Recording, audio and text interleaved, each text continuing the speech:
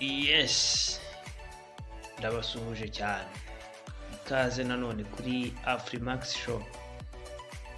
Uyu ni umunsi twongeye kugarukaho tubazaniye inkuru ziba zidasanzwe nk'uko mubizi, niko kazi kacu kuri Afrimax Show. So uyu munsi gusa mbere yuko dukomeza, tubanje gushimira abantu mukomeza kubana natwe mukora subscribe ndetse na share mudukurikira. Abantu batakora subscribe turabasaba cyane kugira ngo mukande kuri subscribe aho hasi, then kure no kunzogera kugira ngo ibiganiro byacu bisohotse ujye uhita ubibona. Aka kanya rero inkuru tukuzaniye ni inkuru ishyushye cyane iri guca ibintu hanze. Ni inkuru ya M&M. Tubivuga gutyo ubwo mu magambo arambuye ni Meddy and Mimi. Meddy muramuzi, ni umuhanzi w'icyamamare hano mu Rwanda ndetse n'imahanga baramuzi cyane. Uyu muhanzi Meddy ndetse n'umugore we Mimi, aba bakoze ubukwe ku itariki 22 Gicurasi 2021.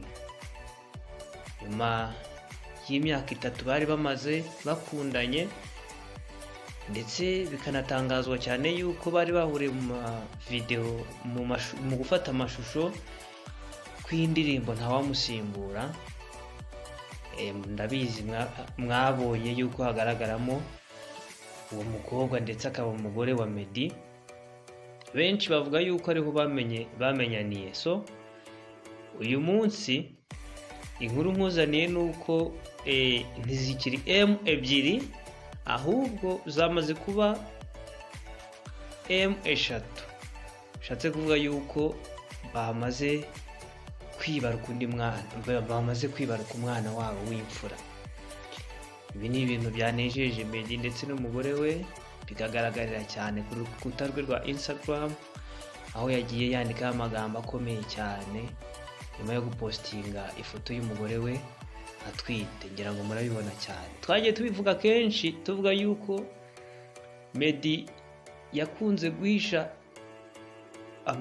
kwigaragaza ku mbuga nkoranyambaga umugore we atwite, nyamara byaje kugaragara aho kuwa gatatu mu gitondo yaje gupostinga amafoto y'umugore we atwite, nyamara hari hashize igihe kinini atabigaragaza cyane ku mbuga nkoranyambaga. Gusa yaje kubigaragaza cyane, ari naho yagiye yandika amagambo atandukanye avuga yuko umugore we ari umubyeyi w'umunyamugisha cyane.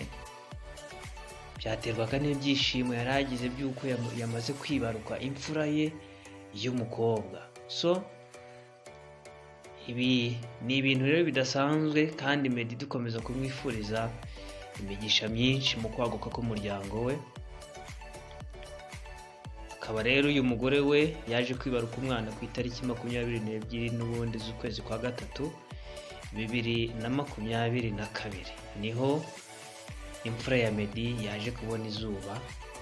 Gusa amafoto muri kubona nayo umugore watwite nayo yahishuwe vuba.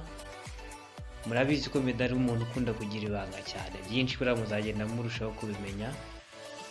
Gusa ibyo twari twaragiriye amatsiko menshi biri kugenda bijya binonosorwa. So nta kindi tugusaba rero, turagusaba gukomeza gukurikira ibiganiro byacu, komeza kubana natwe